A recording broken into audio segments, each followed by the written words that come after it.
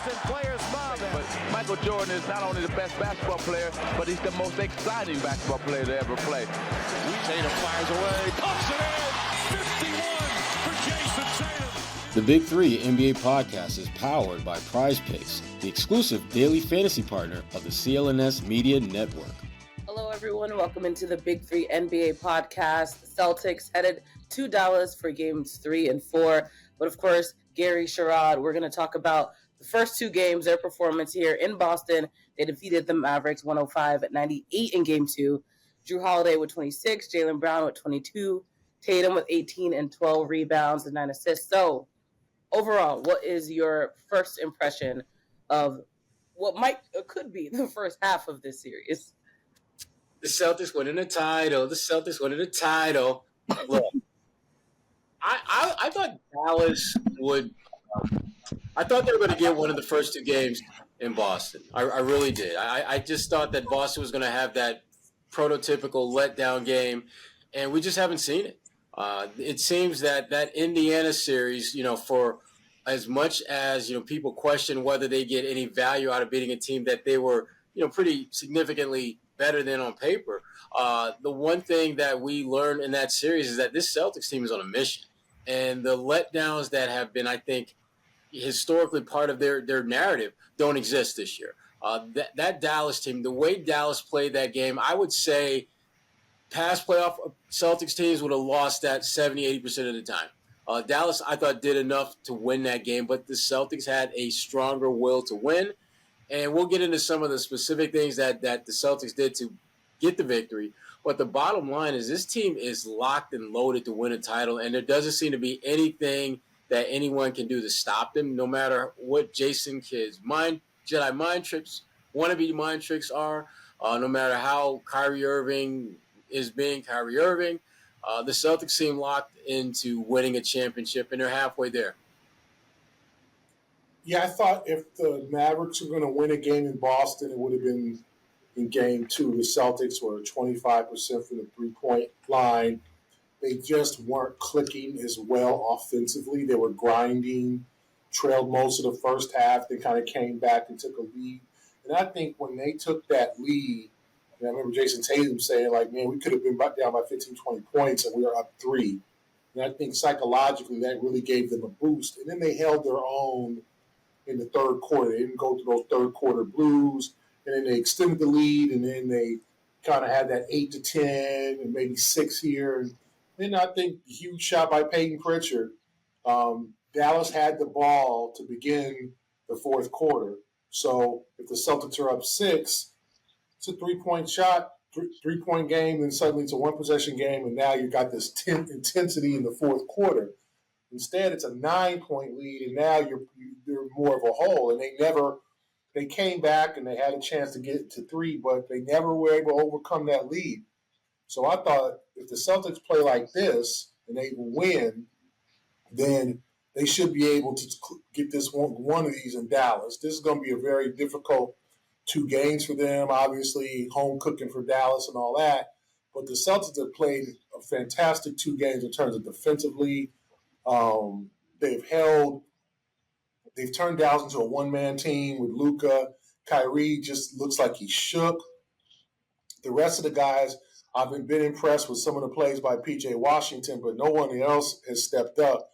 Gafford, Matt had a little something at the end with some of those post-ups. Lively had 1 basket in game 2. Some of these other guys, Derrick Jones Jr. had a little run at and 1, but they're not stepping up. They're turning into a one-man team, and I think we thought that we thought the Mavericks were going to come Luka, Kyrie, then some of these other guys were going to step up, and that just hasn't been the case. And the Celtics have just played solid ball, getting help from Holiday, obviously, a great game in game 2. Derek White making plays. Tatum turning into more of a distributor. Obviously, he's got to work on his shot. You'd hope as a Celtic fan that he's going to have one of those games where he's 15 for 20 or something like that, and he's going to have 30, 35 points because he's due for that, and you hope that you can win that game. So I thought a solid effort because You knew the second game was going to be hard. I think people expected Dallas to win the second game. Oh, they're going to respond. Jason Kidd threw that little grenade out there about Jason and Jalen. And, they're going to make all these adjustments. And Dallas is going to punch the Celtics in the mouth and show them who's boss. They've won their previous game 2s and all that. And the Celtics managed the game and won it. So you got to give them credit for that.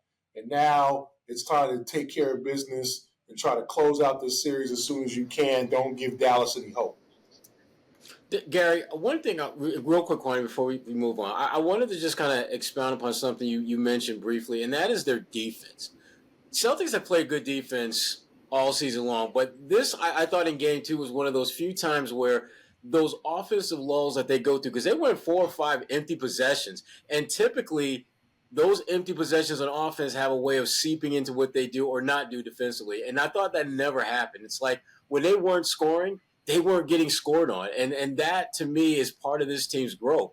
And again, I go back to that Indiana series where I just think there were so many lessons that they took from that series that are benefiting them now, that they're never going to get the credit for handling Indiana the way they did and overcoming some of the things that they did in that series to basically build them up so that they can handle a better team in Dallas and make it look as though it's not that hard, when in fact we know it's really hard. And it did take them, kind of learning how to do that.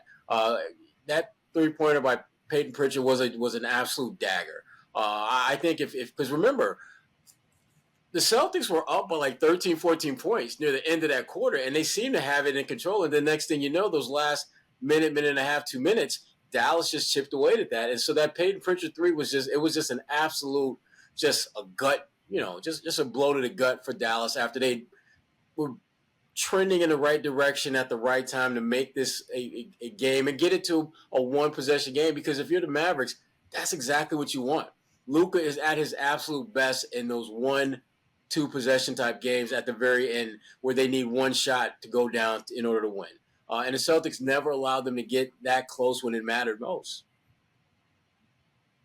Another person we mentioned at the beginning, Jrue Holiday, and I saw in our rundown your little pun. Brad Stevens could not have drew this up better himself, but obviously a trade. Slow down, Kwani. You got to slow down. Gary didn't catch that. He didn't catch that. Brad Stevens could not have drew that trade up better. I did that for you, Gary. That was for you. He heard it the first time, but we have to emphasize. But what has been his impact on this series? Obviously, in Game 2, him showing and proving why he's essential to this roster. But what stood out for both of you? What you got, Gary? I'm just glad. I'm glad I didn't go to Syracuse and Sherrod, you getting cornier. You wish you would have went to Syracuse. You're getting cornier as you get older. That's all I know. Hey, you're in the same conference now, chill. Yeah, exactly. Oh my goodness, here we go. Anyway, I believe Jrue he had a pretty good regular season, okay? Like, he had his moments. There was other games he wasn't all that great offensively. He just, there was games he had 7, 6 points, 10 points, or whatever, where he didn't really stand out. He just did his job on defense or whatever, right? He contributed to the team, had a solid season, but in the playoffs, he has just been money. And the fact is, he can post anybody up. He can use his strength. He can get to the rim. I think one thing that surprised me, not knowing Jrue in terms of his physicality and not seeing him a whole lot over his career, see him on TV here and there, just how big he is in terms of his strength and ability to post up a guy like P.J. Washington. Like, he is not afraid of posting up a bigger player. And that's the thing that, to me, is key. And he's playing that dunker spot. Mazzulla put him in that spot so Jason can penetrate and then dunk to him, and he could just feast at the rim. I mean, hitting threes, making plays, just all around. And that's what, that's why you pay these guys this money. That's why you add to the depth. That's why you get into the second apron, to get guys like that. This is how you win championships. You can't do the discount. You can't do the Walmart. You can't do the Target plan. winning a title. You got to do. There's no layaway. There's no layaway to win a championship. You got to go Neiman Marcus. You got to go Lord and Taylor. You got to put the money down, right? No afterpay. Yeah, you guys go Ruth Chris on this, and I think that's why you pay him $30+ million. That's why you pay Porzingis, because these guys come up in the key moments, and you see what Dallas and their supporting cast not doing nothing, and you see the Celtics. And it's like they're game planning for Tatum and Brown, and Jrue Holiday, they're fifth leading scorer this year, behind White, Porzingis, and I don't know if he averaged more than Horford this year. I have to look it up, but he might have been their sixth leading scorer this year. I'm not fifth or sixth. Is dropping 28 on you, and that's what makes this team better than I think people thought. Because you see all the pundits are like, I got Dallas in 6. Oh, Dallas is going to whoop their ass, and Dallas is going to really show them because the Celtics ain't played nobody. So I was like, okay, we got you. We don't win beautifully, but we win. And I just think that's what they're saying this is how we roll. Y'all want to get down and dirty, we will beat you in a down and dirty game. Y'all want to get where threes are flowing, we'll beat you that way too. And I think Holiday fits into that narrative. You need tough defense, he got you. You need a 3, he got you. You need a shot at the rim, he got you. You need the fast break and making the right play, he got you. So kudos to Jrue Holiday. I'm not going to get into that ridiculous thing that Sherrod just said about Drew drawing up the perfect game, whatever that was. But much credit to Jrue Holiday for just stepping up when it counts. He is, and I would say right now, Jrue Holiday is the NBA Finals MVP. When you look at what he's been able to do at both ends of the floor, you look at the fact that the Celtics are winning, and you look at the fact that the Celtics have been able to utilize him in a multitude of ways, whether it's catch and shoot, off the dribble, post up. And this is your point guard who's doing all these things. And we're not talking about your Magic Johnson 6'8" point guard or Sean Livingston 6'7", 6'8" point guard. We're talking about a dude who's 6'3", 6'4". He's a very average-sized point guard, but he has supernatural, above-average strength. I mean, Jrue Holiday might be the strongest player in the NBA pound for pound. When you look at the way that he's able to not only get to his spots on a block and in a dunker spot, but the way he's able to move people. I still have etched in my brain where Miles Turner has the ball on the block against Indiana, and Jrue is on him, and then about 3 seconds later, Miles Turner is damn near out of bounds. Their point guard is moving you from the block to the sideline. When you look at Joel Embiid, who's one of the strongest players in the league, he had trouble getting to his spots when he's guarded by Jrue. And so his ability to utilize an incredible amount of core strength to be impactful. And let's be honest, if we're, you got to give Joe Mazzulla credit. Joe Mazzulla kept it very simple against Dallas. What's our offense? Whoever Luka's guard, we're going to run pick and roll. And if Luka stays with Jrue, eat him up. If he switches on Tatum, eat him up. Remember, Tatum was 1 for 8. And when they ran the pick and roll action, Luka typically stayed with Jrue, but on that one possession, he switched out on Tatum. So what does Tatum do? He gets his second bucket of the game. And again, we can talk more about that, but the bottom line is this. Jrue Holiday is the X factor that the Celtics didn't know they would be leaning on as much. They knew he would be impactful, but I don't think they envisioned he would be as dominant an impact player as he has been. And again, shout out to the medical staff for the load management that they went through this season where Jrue played good minutes, but you never got the sense that he was playing more than he should. You never got the sense that they were really asking him to do a lot. And yet it raised questions as to whether he still had enough in the tank to be impactful. Because Gary, Kwani, you guys remember how bad he was against Miami last year. And many were wondering whether he would be able to get back to being that elite defender to a player that we've seen for most of his career. And he's been that and then some in the playoffs. He really has been the matchup nightmare that the Mavericks did not see coming. And as they go to Dallas, I don't know what you're going to do if you're the Mavericks. And we'll talk a little bit more about this later, but they have a slew of problems with no clear-cut answers on how to fix, let alone address them in a meaningful way to get back in this series. As the NBA and NHL seasons start to wind down, things are just heating up in the WNBA and on the baseball front. There's no better time than now to join Prize Picks, America's #1 fantasy sports app with more than 5 million active members. With Prize Picks, you can turn $10 into $1,000 in a single game watching your favorite sports team this summer.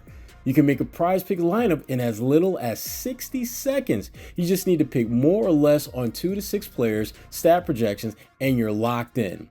For me, one of my go-to guys has been Jason Tatum of the Boston Celtics, who, when it comes to rebounding, I'm going more almost every time. He was great for me during the Eastern Conference Finals against Indiana when he reached double-digit rebounds in 3 of the 4 games.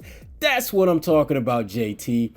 Download the app today and use code CLNS for a first deposit match up to $100. That's right. Just download the app today and use code CLNS for a first deposit match up to $100. Pick more, pick less. It's that easy.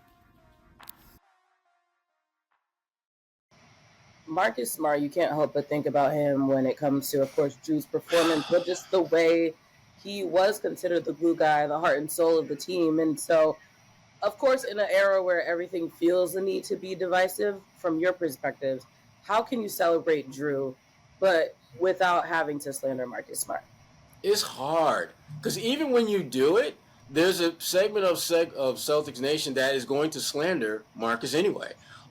Marcus did a great job in the role that he was cast to play with the Celtics. Because remember, when he came in here, that was a team that had no real foundation whatsoever. They were a team looking for an identity.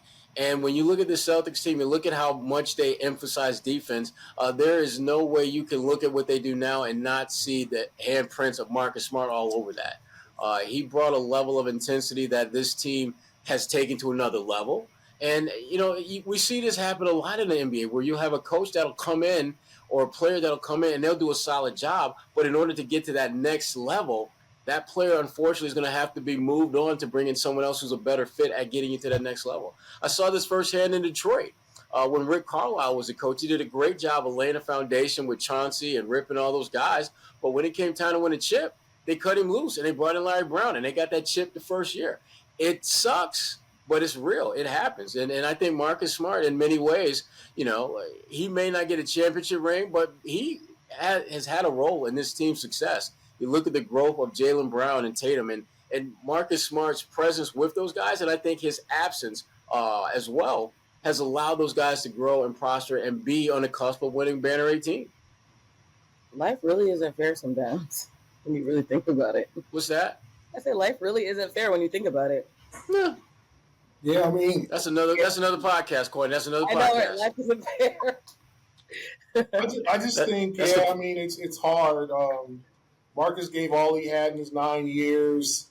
He played hard. He did what he thought he was supposed to do, and it just probably was the expiration date had come. It was time for a change. Something. I think the emergence of Derek White. And remember too, though. They also moved on from Malcolm Brogdon, right? And people don't really talk about that, but, I think the energy that he brought probably wasn't as positive as it is now. I'm not criticizing Malcolm.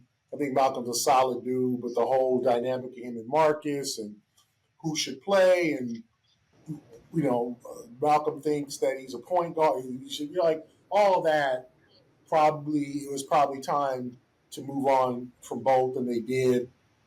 And they bring in Jrue, who just is like a chameleon. He adapts to anything. He doesn't have an enemy in the league. He's a generally extremely well-liked guy around the NBA. Like, nobody has a bad word to say about Jrue Holiday. And then the growth of Derek White and the humility of Derek White.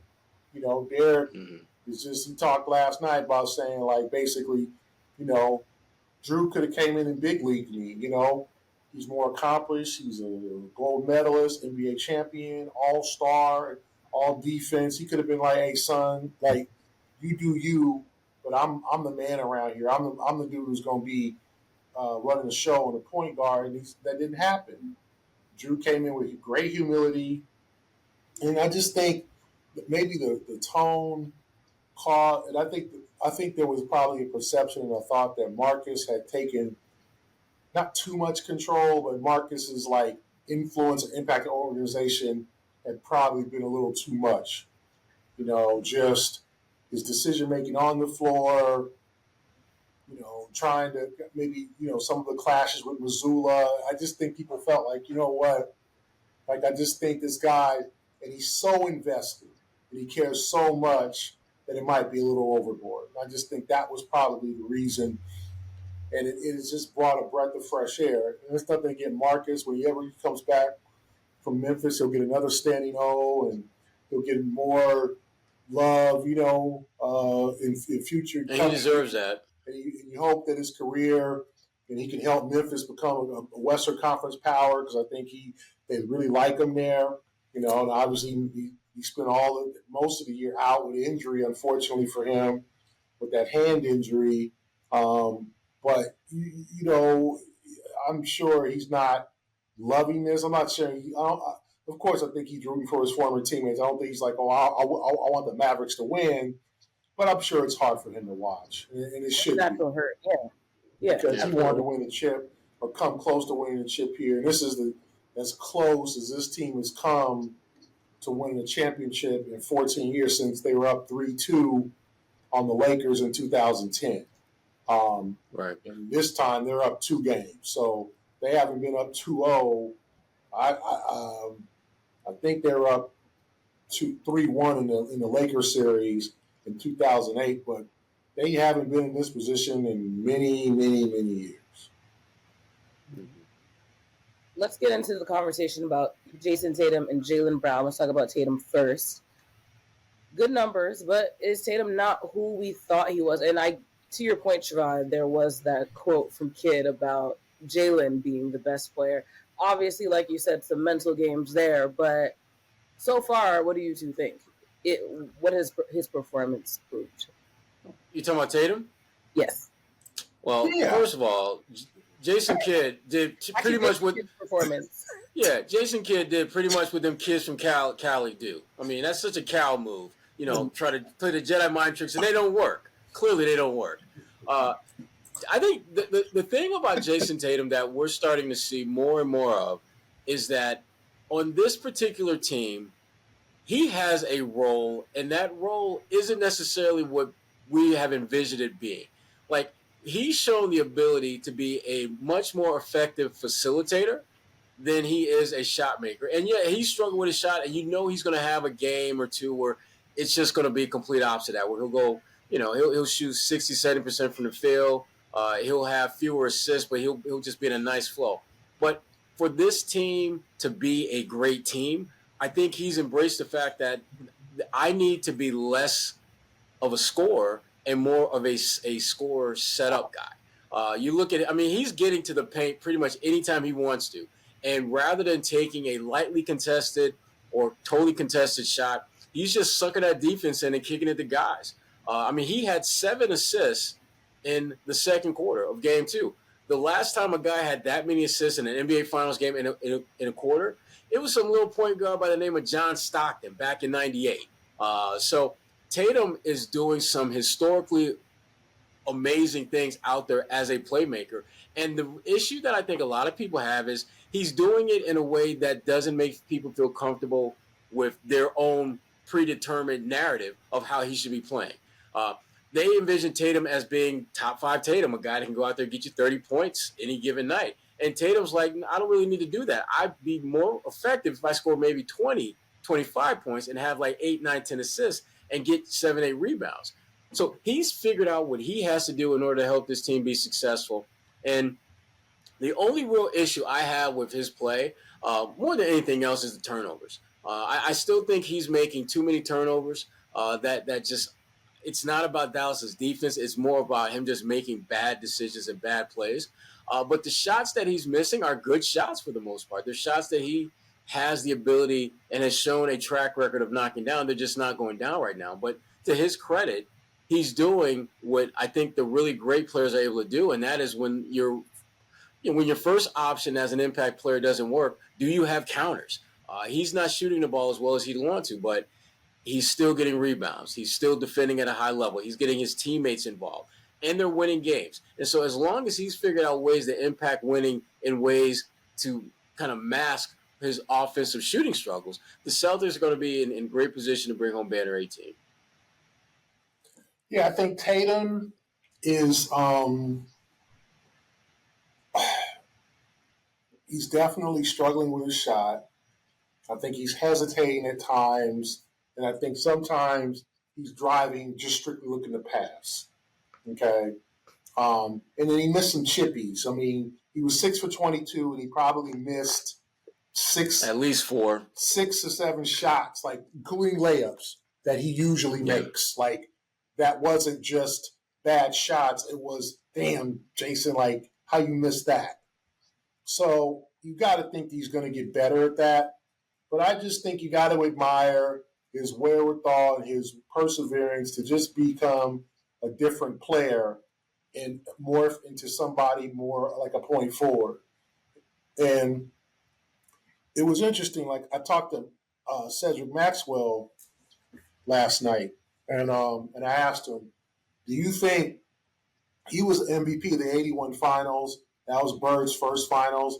And I was like, "Do you think Bird was jealous of you winning that chip because that was his first finals, supposed to be a showcase?" And he was like, "No, I don't think I never saw that we won." And I just thought it was interesting. It's like Bird did whatever he had to do to win that first championship for Boston in '81. And Max, it was Max's series. Like it wasn't Kevin McHale's series. It wasn't a young Danny Ainge series. It wasn't Dennis Johnson series. It wasn't Rob Perry. It was a Max series. And that's sometimes what happens. Iguodala won the MVP in 2015. So it could be somebody else. But Jason will be, if this works out for him, be a champion. And he'll get all the love and accolades. People don't look at Ray Allen and go, "Oh, you didn't win MVP of the finals in '08. You like a Garnett. Pierce won it in '08. Like it doesn't matter. It matters what you did on that floor, what kind of plays you made, and the assists. Like he's like, "Okay, you want me to be a distributor? That's cool. That's what I'll do." And I just think that shows his maturity. I think that's really a great thing that at 26, he's not playing with an ego. He's not playing like, "Okay, I got to outdo a Luka. I got to score 45. Now, there might be a game in this series that's required, that he has it going, and he's put the team on his back. But that's not every game. This team is too deep for that. You don't want other guys standing around watching you. You want to score in the flow of the game. And I was encouraged more offensively by his. I just think he missed some shots, some things that he usually – but he getting to the rim. He's starting to be more confident, not hesitate, because the defense, Jason Kidd is obviously loaded up and said, we're gonna get into this dude's head. Just like the Warriors did in 22. We're gonna make them drive left, we're gonna expose them. And that's unfortunately what happened in that series, and I think Jason remembers that.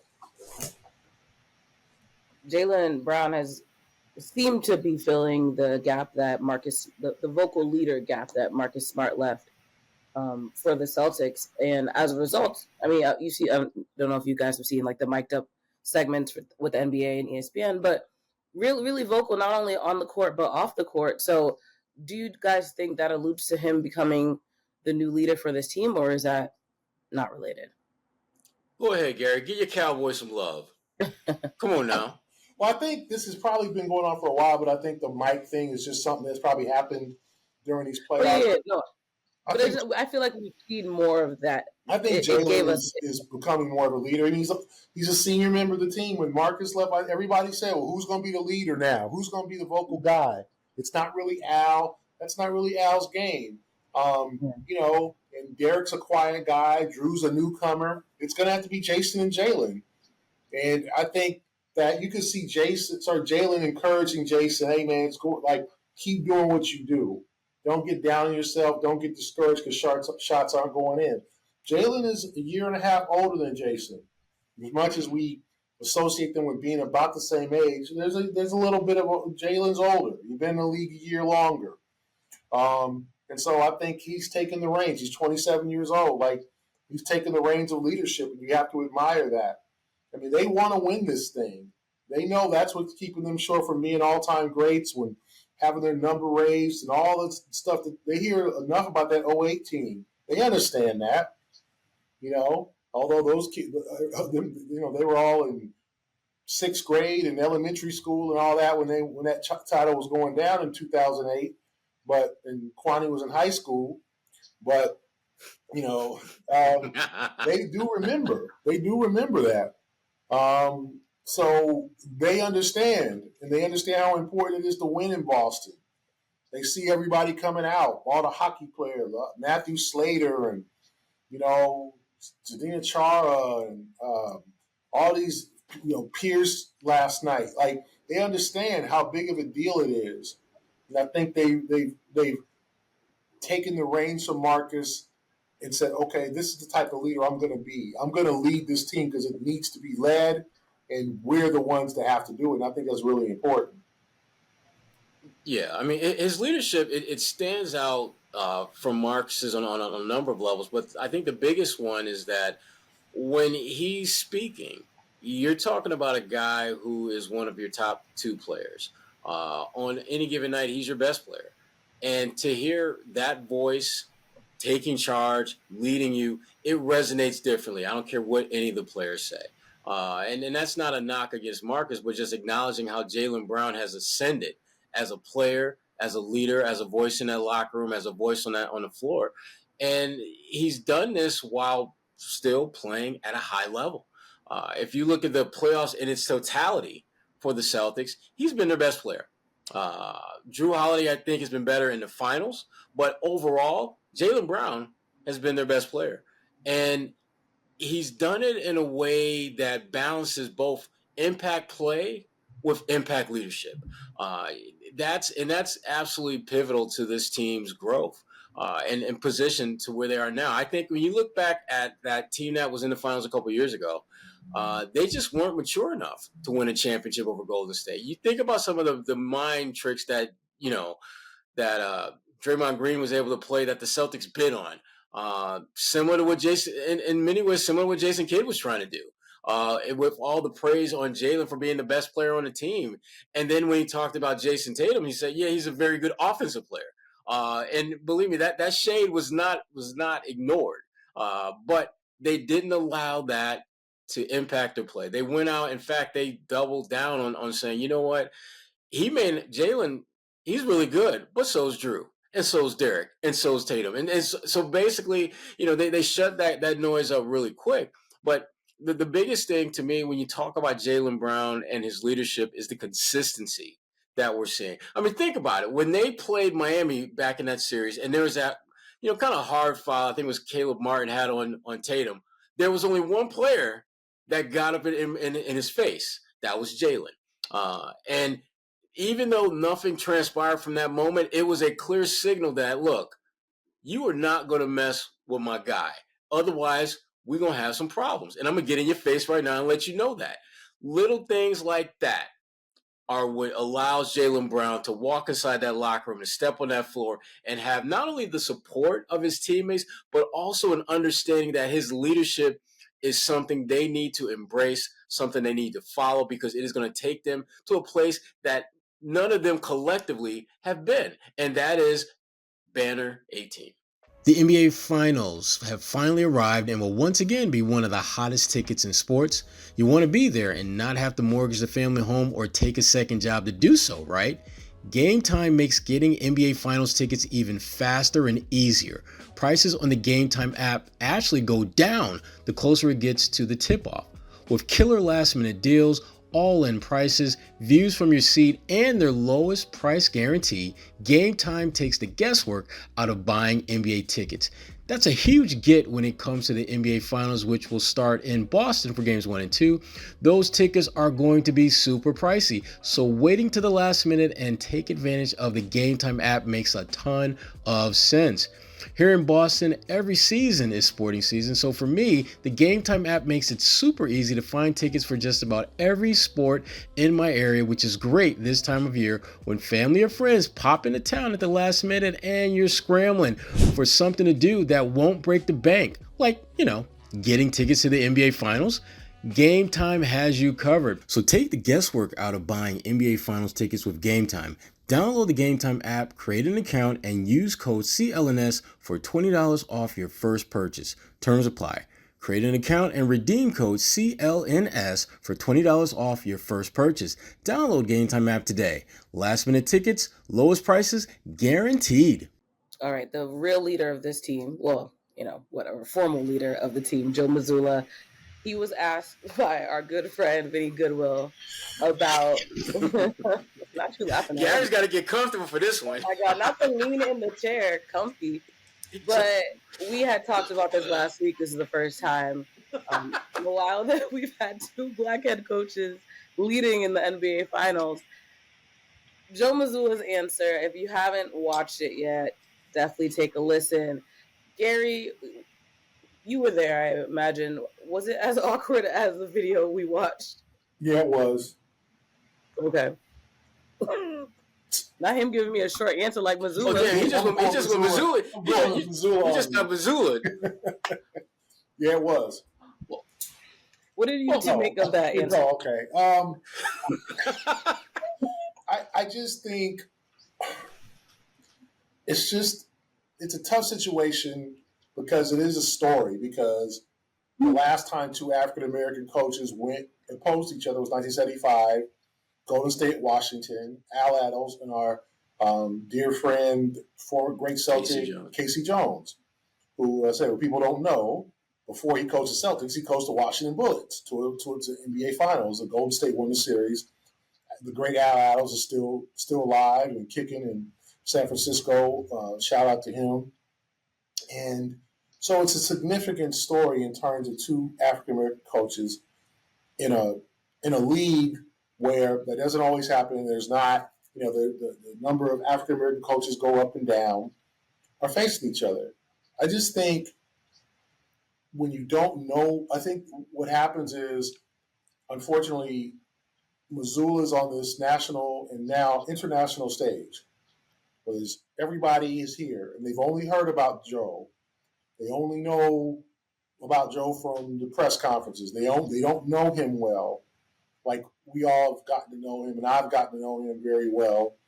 And so questions like race are not something he's extremely comfortable with. And so the minute that our friend Vinny asked a question, I kind of cringed because I knew that it was not going to be a conventional answer. And Joe's a very faithful man, God-fearing man, and he's proud of that, and he should be. That's something to be proud of. And I think that that's what came out. Could there have been a continuation, a follow-up question? Could Joe have handled it better and said, listen, I'm a man of faith. I believe this. This is how I look at things. I'm more of a Christ-based person as opposed to race-based. That would have been a fair answer, but he didn't say that. He just said, well, how many coaches are Christians? And there was a silence, and I don't think Vinny knew how to react. I knew what was going to happen, so I just shook my head like, see, y'all. See, I try to tell y'all, see? y'all don't listen. All y'all think it's all me, and it's not all, y'all think it's me. But that's just familiarity. That's knowing Joe, the type of person he is, and that's okay. And there's certain things that he emphasizes and is very comfortable just discussing. And race, unfortunately, for him, is not one of those, right? And I just think that has to be understood. Do I think it's something in the long term he'll think about? Maybe, he'll have a conversation with Vinny over the next couple of days to explain what he meant. Because I think if he says, hey, this is my beliefs, I think we all understand that. We all know Joe's a man of faith. He made some mistakes in college and was saved and found his faith. And that's might have, like in many cases, saved his life, right? And so that's something to be taken seriously and to be taken with all, respect. So for me, I just thought it was a tough question for Joe because I don't think he views things that way as much as he does his faith. And I think Vinny, who's not familiar with Joe, thought he was going to get kind of okay, this is great, yeah. It's good to face another African American coach, and Jason and Meyer. He was looking for an answer that was polite and canned, and that's not what happened. And I think we all know Joe doesn't really do canned. Joe is not afraid to be awkward. Joe's not afraid to speak his mind, and Joe's not afraid to be short. Right. And that's the way it is. And will he become more comfortable? I think in group settings like that with 100 people in the room might not be his forte. And that's okay. He's 35 years old. When experience kicks in, and he'll be probably more comfortable in that setting. But for now, I don't think that's really his setting. But it's something that's part of the job. It's part of the game. So I don't think either was wrong. I respect Vinny for asking the question, but I also understand that Joe doesn't really think on those terms, and he let him know that. I guess, Gary, the one thing that I come back to, and you touched on it near the end there, is that Joe's very good at speaking his mind. And that's one of the things I've always appreciated about him, even in those awkward moments where he says something that everyone in the room is like, wait, did he? What just happened here? But I love the fact that there's a certain level of authenticity that you always feel you're getting from him. And the only issue I had with that whole interaction with Vinny was that I love the fact that Joe is a great example of what redemption looks like, about how you can make mistakes in your life, but don't allow those mistakes to make you and define who you are. Joe is a great example of how you can move past that and live a great life and impact people in many ways. And I thought for a man of faith who is as open about that as I think almost any coach in the league, I thought that was a golden opportunity for him to let the world know his faith and get a clearer understanding of that. To your point, Gary, I would fully expect him to really not go deep into it, but explain that, his faith trumps issues of race. In fact, his faith that he had in that moment. Yeah. His faith allows him to deal with those type of things and not dwell on them because his faith is so strong. And that would have been so much more powerful than if he would have just given the cookie cutter response to the question. And I it felt as though it was a missed opportunity for Joe to really, frankly, speak the gospel. I mean, if we're gonna keep it a buck, that's something that is very important to him. And his faith is I think it's one of his superpowers as a human being and as a coach. And I thought that was one of those times where he could flex that and show, not just tell people about it, but show it in that moment. And he didn't. And that, to me, was a disappointment. The fact that he didn't answer Vinny's question directly, I don't care about that. Y'all know how much I love Vinny, but, it happens. It happens to all of us in the business. But for me, the big loss was what Joe didn't take advantage of in that moment. And again, it's one of those things where now that it's out there, there's no way you can kind of go back on that. I don't know if he's going to at some point sit down and have a quick conversation with Vinny. I don't know if either one of them feels it's something that needs a follow-up conversation for. I would like if Joe did that, to be honest, because, I think his faith is so strong that for those of us who haven't been around him, you may not understand the power that has in his life. NBC Sports Boston did kind of this behind-the-scenes deal. Adam Hart, good friend of mine, great former coworker of mine, spent some time with Joe Mazzulla, talking with him, his family, his friends. Spent some time in his house. He has a room that's basically it's like a little, it's a shrine basically, where he spends time in there meditating. It's a really, really well done piece, but it gives you insight into Joe. A side of Joe that you're not going to see when he's on a podium. You're not going to see when he's on the sideline. And for me, and I think for a lot of people, it gives you a better understanding of what truly matters to this man at this point in his life. And that's powerful. And it's really cool to see that.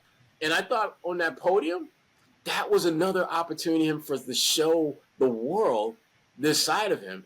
And when you look at the fact that his team is up 2-0, he's his winning percentage is among the best, if not the best, for a coach this early in his career.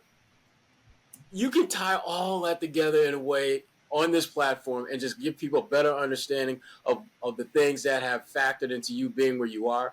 Among them, your faith. Well said. Well said. All right, let's look at Dallas really quickly. Obviously, the Celtics are headed there. Well, we're probably already there as we talk. But Garrett, earlier you mentioned the home cooking aspect for Dallas, which is usually the case for most NBA teams. But this is a very different situation, seeing that the Celtics at this point are still undefeated on the road. So what role do you guys think that will play in them going to Dallas? But also, we can get into Kyrie and Luka right after. Go ahead, Sherrod. I mean, them being on the road, the Celtics are very comfortable in that role. And the pressure really is on Dallas to make this a series. And Dallas, I thought, had a great start to game two. They did the kind of things that you're supposed to do. But the problem that the Mavericks are running into is the supporting cast is not giving much support. And typically guys play better when they're home. But the problem for Dallas, and to me, this was the one thing that I thought from the very outset was going to be problematic for them. You don't have a matchup that you can turn to and feel good about it other than Luka. And the thing about Luka, he's scoring, but he's working damn hard to get those points. And he's turning the ball over at a pretty damn high rate. So even though he's going out to get you 32 points, his turnovers are getting the Celtics 5 or 6 points. And if he's getting if those turnovers are leading to a few buckets here and there, and the guy that's guarding him, Jrue Holiday, is getting you 26, you have basically negated Luka's impact in terms of scoring the ball. And so they have to figure out someone other than Luka to have a good game. Because Kyrie Irving, I thought going into this series, had to be one of the top 2 or 3 players in the series for Dallas to have a shot. I'm not sure Kyrie is one of the top 3 players on his team, let alone in the series. Because I think PJ Washington has been better. So Kyrie is probably maybe 3A, 3B at best on his team. And that's not going to get it done. That's not going to give you a chance to win a game, let alone a series. And so I think Dallas is in deep trouble. I think they can get one at home, but I just don't see them beating the Celtics back-to-back games, regardless of the location. Yeah, I think it'd be very difficult for them to win 4 or 5. A team that's won now 9 in a row, undefeated on the road, feeling good about themselves. And like Sherrod said, they don't have, they can do this. Like you don't really see a strategy where besides they got to hit more shots and they just got to be better to win the games and then do it 4 out of 5 times. I think the Celtics have to go out hungry in game 3, like stuff them out. Do not give them life. Don't bring any. You don't want it to go to 2-1 and suddenly they can tie it up on Friday night and suddenly you don't want that. You want to go in with that. Don't go in like, we got 2 games to win 1. We good. Like, don't go in that. Go in that when you smashing a team, that mentality, like, let's get these guys. Let's take the life out of them, right? I think if you look at, like, what Dallas did to Minnesota in that game, that clinching game, where Minnesota just didn't have anything left, or how Dallas went home, went up 3-0. It's like, sometimes teams are just like, we tired. It's been a long year. We just don't have enough. These guys are hungry. This is our first time here. We just don't have a way to do this. So if you take out the enthusiasm, you play to that high level in game 3 and don't come out, we good. We up to 0-2. We up 2-0. We got games to play with. You don't play with games. Remember, the Celtics were up 2-1 and had a lead in the fourth quarter of Game 4 against Golden State. Lost that game and never won again. So, I'm not saying it can happen, but you got to take care of business. So with Dallas, they're going to be better. They're going to be at home, home crowd, but all that's going to wear out. Dallas is a tough place. Dallas is not, one of these places. It's not playing like in New York or something, Dallas is or Philly. Dallas is the fans are enthusiastic, but there'll be a share of Celtic fans there. And, this is not a decided home court advantage. It's not like going to Boston. It's not. I mean, I've been on every place in the league, and Dallas is a good fans. Don't get me wrong, but it's not like they're going to this hornet's nest where they're just going to get smashed. Oh my God, I feel the Celtics just they're going to be overwhelmed by the. No, they can get one, and preferably get the first one to take the pressure off themselves, and then you just concentrate on getting that closeout game. Yeah, I mean, I just don't see a scenario where Dallas can get back into this series. I just don't see it. I just don't. Luka, he's obviously been carrying the team on his back, but also not playing the best either in some ways. So why do you guys think he isn't catching as much slack for his turnovers the same way Tatum has been? Because Tatum is an easy mark. He's an easy mark from the standpoint of he's been so elite for so long, winning, not only just putting up numbers, but also winning at a high level and doing everything but winning a championship. Luka has put up great numbers, but he's always had the default of, but his supporting cast wasn't very good.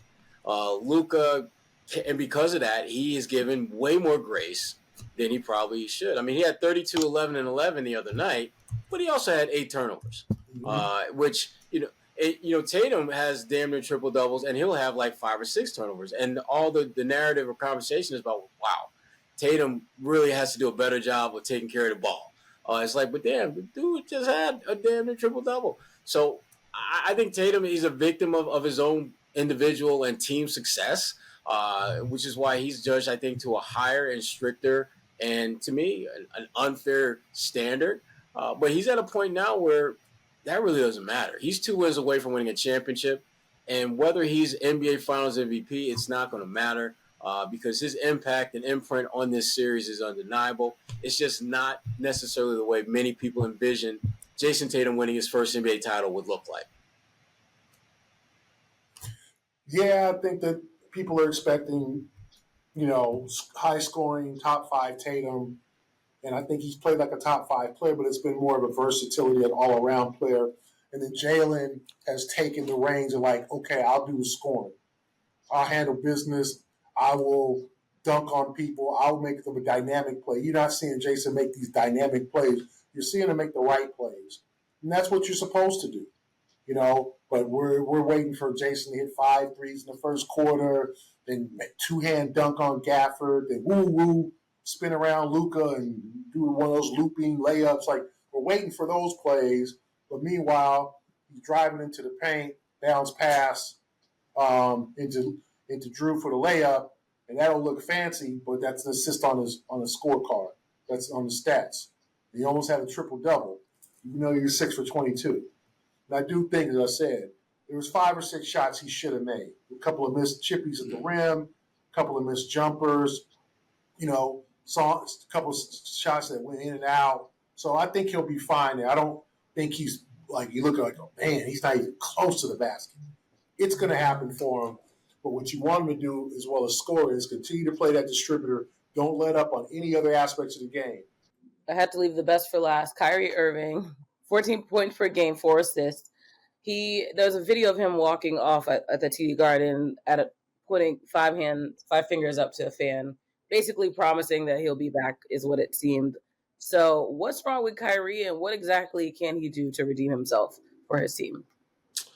Well, let's see. How about making some shots? That would probably be a good start for Kyrie. He's just not making shots, and he's good enough player to do that. It's just that for whatever reason, he has not been able to do the things that we've come to expect from Kyrie Irving, and that is more than anything else keeping the Mavericks from being more competitive in this series. But you got to give the Celtics defense credit. They have made it absolutely a living hell for Kyrie Irving out there. And we're not even taking into account the rent-free aspect of Celtics fans in his head, because they are clearly in his head in a way that I'm surprised after all these years they still are squatting there. And they're not even like going at him the way I think they can. He's just allowing them to stay there and responding and reacting, and it's just not it's not smart basketball. You're not playing well. The crowd's in your head. You're going back home, so that should help. But I think it'll be too little too late for him to have a good game and expect that to be enough to get the Mavericks over the top. Yeah, I mean, I think Kyrie is just – I think he's pressing a little bit. Like Sherrod said, I don't think he's getting, to his spots. His quickness is not quite there. I just think there's a lot going on with him. And I do think he's pressing. And like Sherrod said, I'm a little surprised considering that he's been here a long time now coming back. And it shouldn't be a situation where he's not used to hearing the Buck Kyries and the Kyrie sex chants. But I do think he's pressing. I also think they're playing very good defense against him. They're forcing him to go left. They're making him take tough shots. And he's getting to the rim. I mean, he had some good sequences in the second half, I thought. But he's not hitting the three at all. And, you got to expect, just like Tatum, you got to expect that it's going to happen, probably in Game 3, that he is going to be great. And can the Celtics withstand that? Or can you limit Luka to where both of them aren't great? But even if both of them score 40 points apiece, that's still only 80 points. So they're going to need help. But obviously you don't want both of them scoring 40 points. But you definitely have to understand that it's going to happen eventually. And so for Kyrie, I think he's pressing, and I've been a little disappointed in his performance. I thought he would be better, but it's just fascinating the human mind and how he just ain't right. He just isn't right now. And can he get right? We don't know. Because remember, he made 4 of his first 5 shots in Game 2, and I think he was 2 for 13 or something like that the rest of the game, something like that. Yeah, I mean, he looked like he was. I thought he had a couple of nice penetration plays in the second half, and I think he started out 4 for 5. What I saw, what I remember. Obviously, I could be wrong, but no, he was 4 for 5. Yeah, started 4 for 5, and it looked like okay, he's ready, and then it was just not quite. It just didn't work, and so I just think it's crazy that he's just not. And I just think he thought he was going to be just ready for this challenge, and it just hasn't happened. That's the part that's, I think, been most surprising.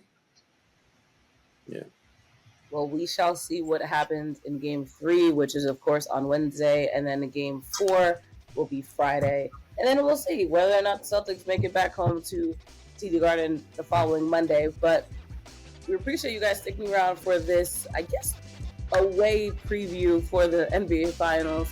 For Sherrod Blakely and Gary Washburn, I'm Kwani Lunis. We'll be back next week.